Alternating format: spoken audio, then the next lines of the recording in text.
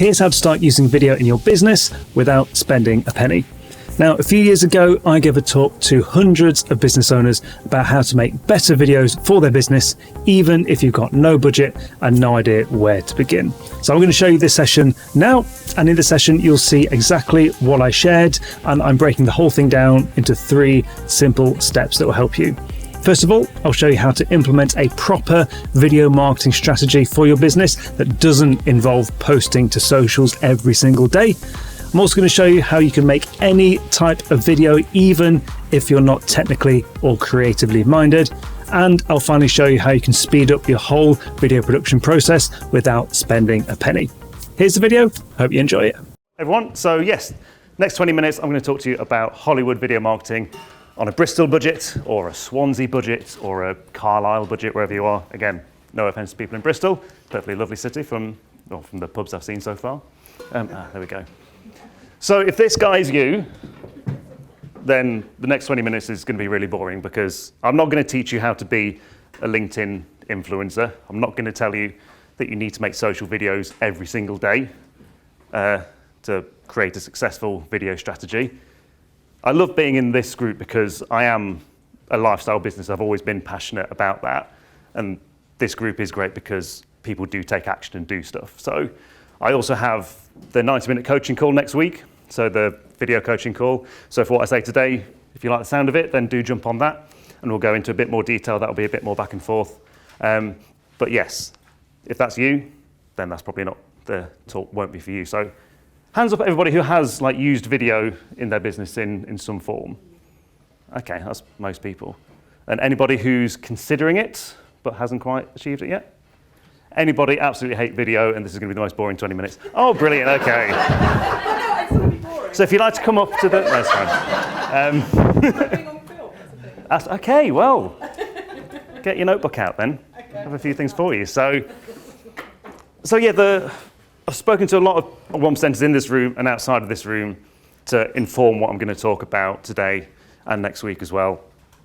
And there was a lot of focus on social media as being the one and only thing for video.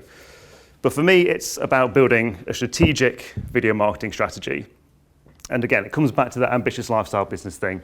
And it's about using video to create a business reality that you want. It's not about giving yourself something else to do every single day and just adding to your list, adding to your to-do list. And so I've developed a system through my 15 odd years of creating videos that will hopefully help you achieve that. So, you saying about not liking being on camera, guess who else doesn't like being on camera? So, these are the only 2 images of me in front of a camera, from 2000 up to 2009. So I've always loved making videos. I went to uni and did it. I made videos with my mates. We were like, oh, there's a trolley, let's stick you in a trolley, throw it down, and we've made Jackass, all those kind of things. And little short films, but my friends loved being in front of the camera. I hated it. I knew I was, better on the other side of the camera. And I wasn't particularly technically minded either. I liked the process of making videos. I wanted to bring some fun into it and not, I'd never like getting stuck in a corner at, on shoots with camera geeks that like going into depth about, all the particular things of cameras. I just like making content. And that's why I went into the inverted commas corporate video business because, although there are connotations with corporate video, it's really fast turnaround work and that makes it really exciting. Working in film and TV as I have done, it can be really slow, it can be quite tedious. So, I really enjoy, turning around work really fast and taking action. And so 2009, I started my own business. I worked for clients like BBC, NHS, all those kind of people. Made all sorts of videos in my time, so short films, worked on feature films, TV shows, but also, corporate videos, event videos, and promotional videos. And during that time, I have kind of figured out that it's all kind of the same. You look at, a video that you might do for the BBC or, for a small business, and it's all built of the same building blocks, essentially. So when I spoke to some of the 1%ers, I thought, okay, let's try and figure out a few things that I can try and help solve people with. So next 15 minutes or so, there's no timer. I'm probably going for half an hour. You'll know because Vicky's at the back of the room. Oh, okay, she's going to throw something at me. Yeah, you won't go over. Fair enough. You might now. Okay, so in the next 50 minutes or so, I'm going to go through how to implement a video marketing strategy instantly without posting to socials every day, how to create any video for your business without having any technical or creative expertise, and how to accelerate the video production process without spending a penny. So does that sound all right? Does that all make sense? Yeah. Okay. So first one then, implement a video marketing strategy without posting to socials every day. And there were kind of two camps of people that I spoke to. Some people that were some businesses that are focused on going viral on TikTok. And the fact that I hear that from grown people and not 10-year-old girls still kind of surprises me. But I've always kind of hated social media. I do it for my business. I know we do things for our business that we're not that keen on. But social media is one thing a lot of people don't like, and hence, they don't bother making videos. Also, video can be seen as complicated. It's easier to put out a tweet or an Instagram post than it is to, write a script and get a camera out and edit a video. I understand that. And for that reason, some people who have attempted video in the past and maybe not got the super successful results or millions of views think, oh, well, it just doesn't work then.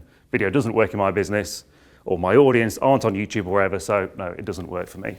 But again, that all comes down to the presumption that video is all about social media, and it's all about Instagram and TikTok. So my solution to that is to just stay out of the social media landfill.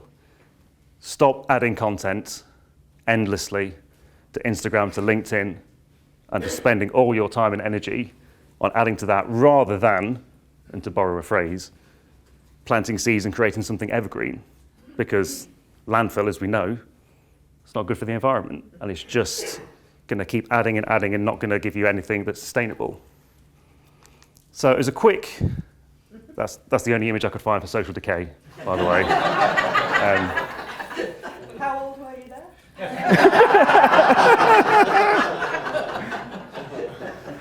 I think that was Vicky and Jason last night in the pool, I'm not too sure. Well, I'm going to stand over here now.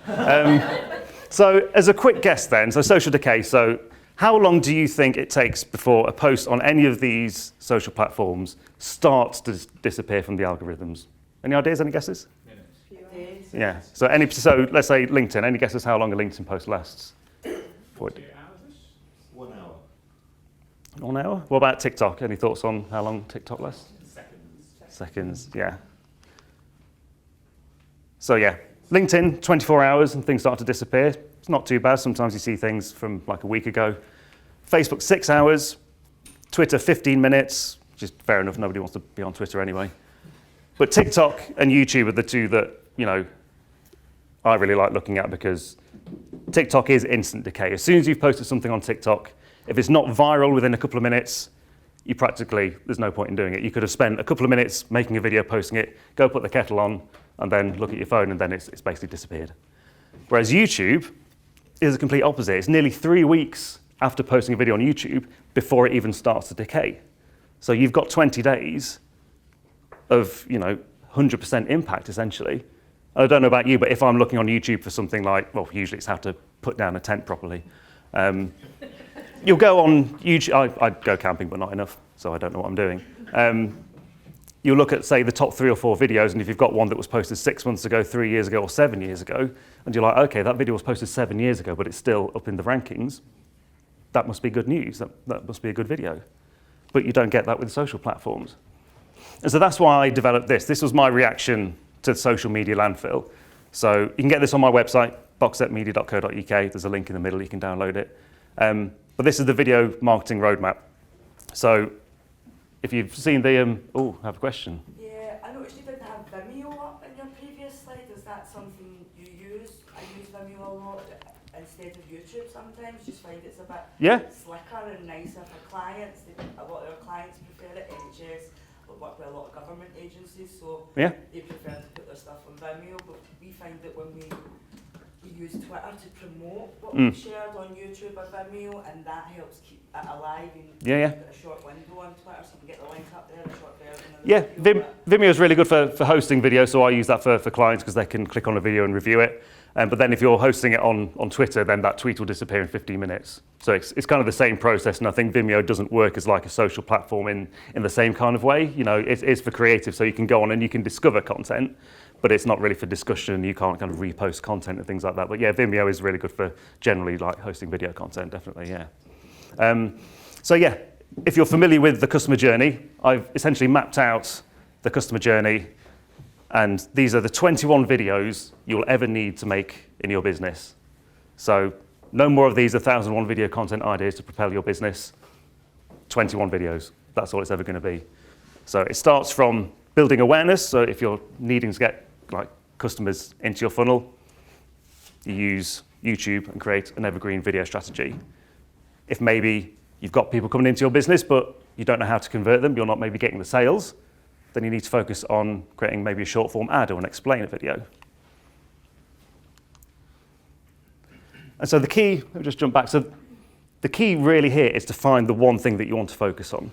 Okay, be proactive and not be reactive. You know, just because people are constantly posting on LinkedIn and telling you to do that, that doesn't necessarily mean that's what your business needs. It might be a case that, okay, you've got a really good system of people coming in, you've got other marketing that's, you know, building awareness, making sales, but maybe you're not getting the repeat business from the customers that you really want. So maybe a case study video is all you need. You know, if you've got, I don't know, 20 grand contracts and you get one case study, and from that you get one or two more contracts, that's 40 grand from one video. You know, so it's looking carefully at your business and where kind of the weaknesses are, where you need support, then going along the roadmap and seeing what videos align with that, and then focusing on that instead. Does that make sense? A few nods, yeah. So yeah, find your focus, start with the most important video, and then one video might be all it takes. So I've just had a notification, so I'm going to rush through the next couple. So how to create any video for your business without technical or creative expertise. So yeah, this is another big problem people have. Don't understand the cameras. Lighting can be a big problem for people. People don't seem to understand. You know, it can be quite a complicated process.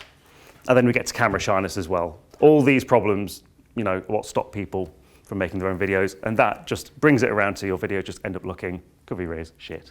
You know, that's just, you know, that's what happens. But this is something that a mentor of mine said several times, and it's always stuck with me, that good enough is good enough.